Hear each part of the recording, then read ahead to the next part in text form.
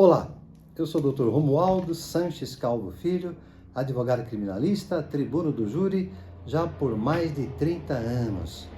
Hoje, gente, a gente vai falar mais um pouquinho sobre um tema palpitante aí, que é a inauguração, é o início da segunda fase do tribunal do júri, tá bom?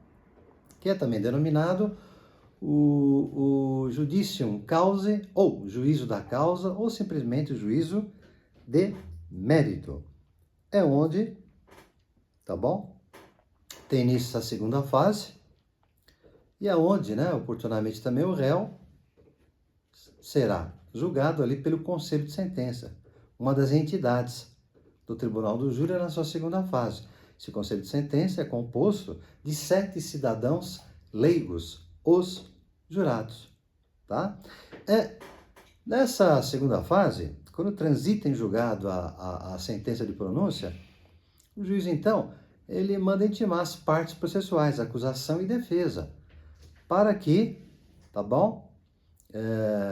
Primeiro a acusação e depois a defesa manifestem-se no sentido de requerer alguma diligência, juntar documentos, ou ainda arrolar testemunhas. Diligências aí, gente, eu vou focar mais na defesa.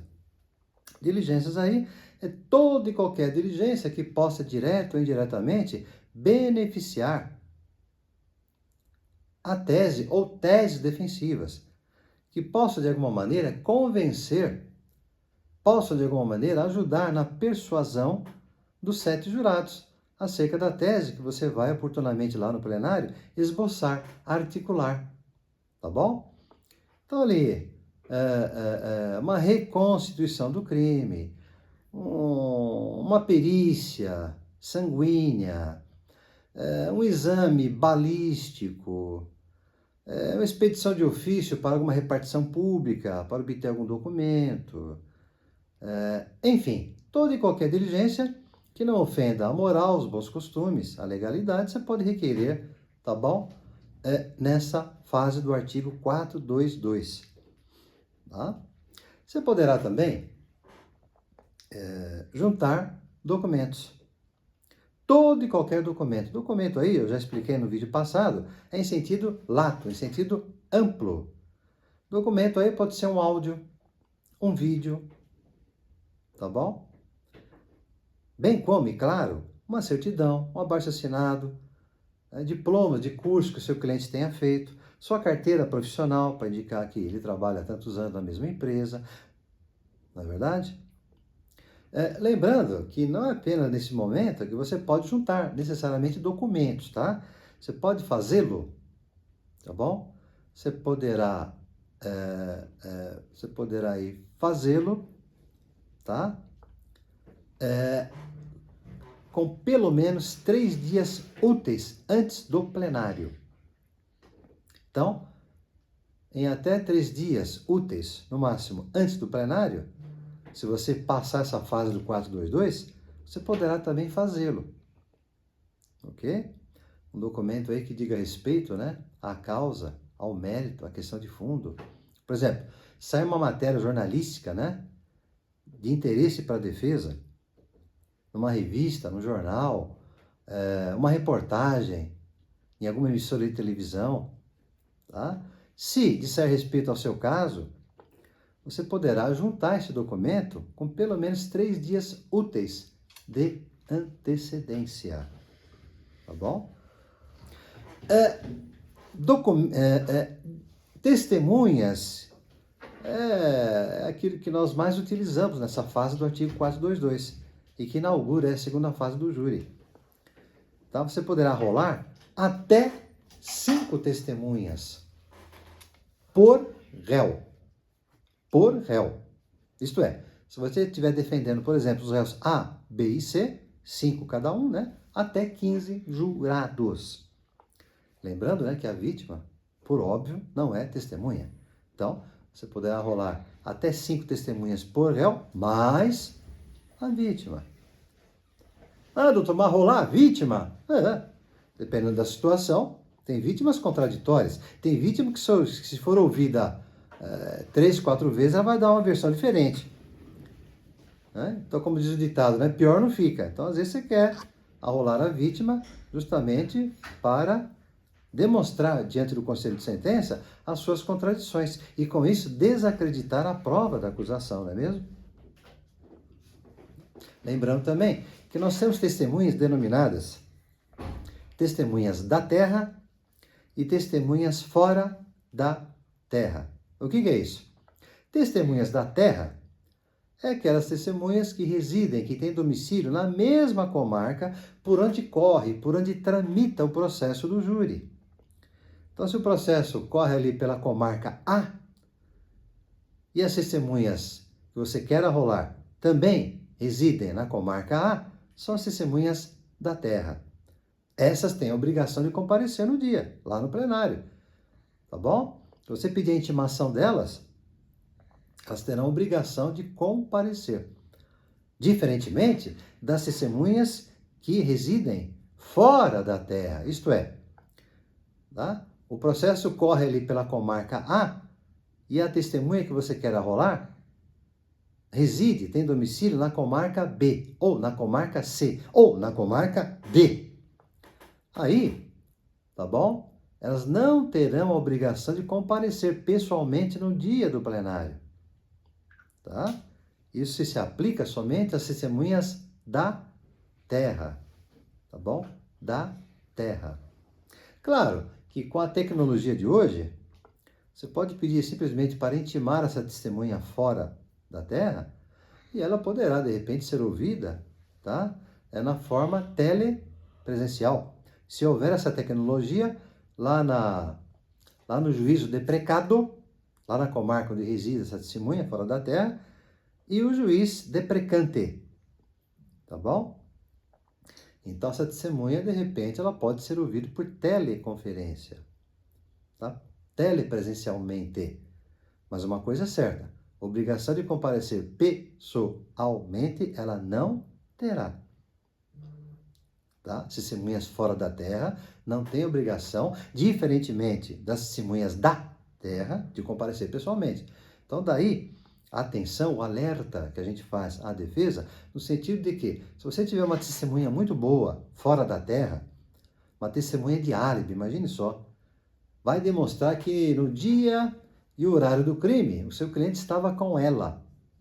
Ou uma testemunha de legítima defesa, presenciou ali, né, a injusta agressão da vítima com relação ao seu cliente. Então você terá que conversar com a família para fazer uma logística no sentido de bancar as despesas dessa testemunha para que ela no dia, tá bom, venha até a comarca por onde corre o processo do júri e onde deva ela ser ouvida. Vai ter que bancar as despesas de transporte dela, não é mesmo? Então, é um alerta muito importante.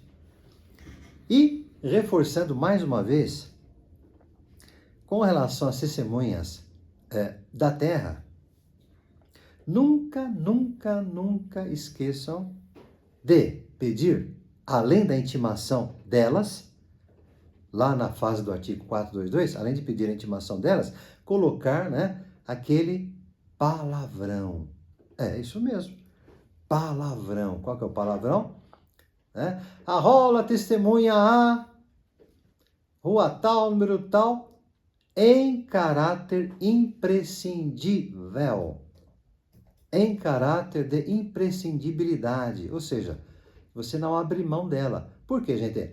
Se você não colocar exatamente isso que eu estou falando, em caráter imprescindível, e no dia der ruim, a testemunha não comparecer, justa ou injustamente, né? E todos nós estamos sujeitos, né, a vários contratempos. Bate o carro, tem greve, um parente próximo fica doente, hospitalizado, enfim. Você não poderá insistir nessa testemunha. Ou seja, o juiz não terá a obrigação de adiar a sessão de júri por ausência dessa testemunha que você esqueceu de colocar o palavrão, ou seja, em caráter imprescindível. Né? Então não adianta chorar, espernear, se você não colocar o palavrão em caráter imprescindível e a sua testemunha no dia deixar de comparecer por motivo justo ou injusto, o juiz não irá adiar e o plenário vai continuar sem essa testemunha. Olha só a importância, então, dessa observação, tá bom? Dessa observação, não é? Então, nós temos aí, rememorando, essa fase muito importante, que é a fase do artigo 422, onde você pode arrolar testemunhas, você pode requerer diligências e você pode também juntar documentos, tá?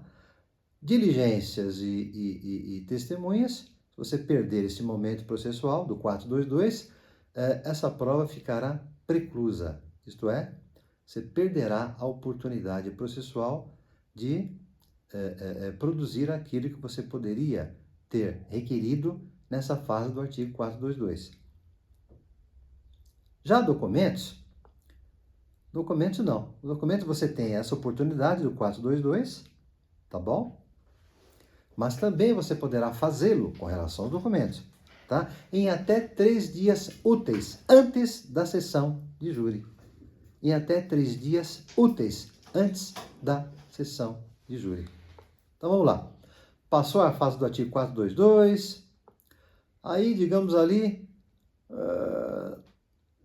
faltando aí uns 4, 5 dias antes do júri, sai uma matéria jornalística, tá bom? Uma reportagem, tá? Que diga respeito ao caso do seu cliente e que vai muito ajudá-lo, vai ajudar na defesa. Então você pode juntar esse documento, desde que no prazo de 3 dias úteis antes da sessão, tá? Então, é uma outra oportunidade nos termos do artigo 479 do CPP que você poderá usar para aí produzir essa prova no plenário. Tá bom, gente? Com essas considerações, vamos encerrando aí mais um vídeo, tá? Semana que vem tem mais, hein? Lembrando, o nosso segmento aqui do escritório da Sanches Calvo Advogados é um segmento denominado Mentoria no Tribunal do Júri. O que é isso? Tá? É um auxílio, é uma orientação que nós proporcionamos aos colegas advogados de todo o Brasil em causas reais, em processos verídicos que o colega tem aí no seu escritório, tá bom? Mas que não pega porque não atua na área criminal, ou atua na área criminal, mas não tem experiência no júri especificamente, nunca fez ou fez poucos, não tem confiança, não tem segurança, mas não pode perder o caso. A vida está difícil, não é mesmo? Mas a vida está difícil, mas você tem que ter responsabilidade, afinal de contas, né? Você tem que zelar aí pela liberdade do cliente. Então, contate-nos agora mesmo para que possamos juntos aí fazer uma consultoria ou mesmo parceria nessa causa real aí do Tribunal do Júri, tá bom? Liga agora mesmo e saiba mais. Gente, obrigado. Vejo vocês no próximo vídeo. Até lá.